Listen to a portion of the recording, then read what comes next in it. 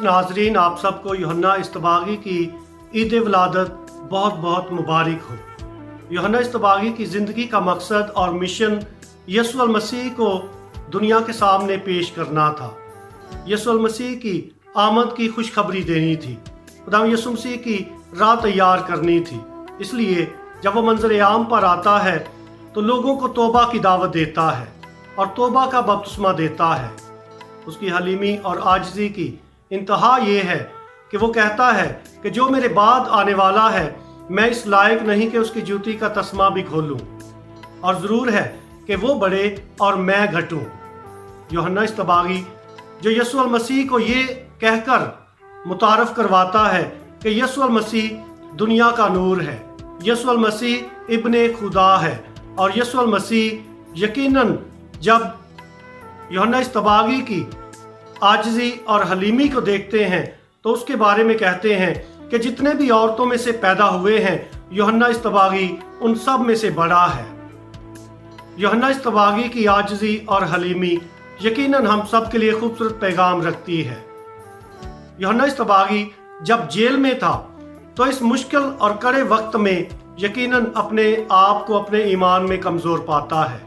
जब वो कहता है और अपने शागिर्दों को भेजता है और वो यीशु मसीह के पास जाकर दरियाफ्त करते हैं कि क्या जो आने वाला था तू ही है या हम किसी और की राह देखें। यूहन्ना इस्तबागी जब जेल में था तो वो अपने आप को ईमान में कमज़ोर पाता है, और हम भी अक्सर औकात अपनी रोज़मर्रा ज़िंदगी की जदोजहद में अपने आप को ईमानी तौर पर कमज़ोर पाते हैं। आजमाइशों की घड़ी में और बीमारी की हालत में शायद अपने आप को अपने ईमान में कमज़ोर पाते हैं, और हम भी यूहन्ना इस्तबागी की तरह खुदा की मौजूदगी पर शक करते हैं, खुदा के फ़ज़ाइल पर शक करते हैं, खुदा की मोहब्बत पर शक करते हैं, खुदा की बरक़ात पर शक करते हैं।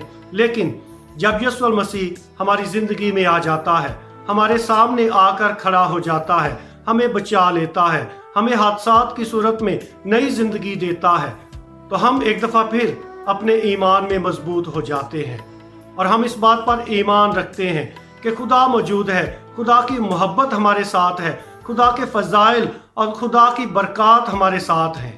आप सबको यूहन्ना इस्तबागी की ईद विलादत बहुत बहुत मुबारक हो।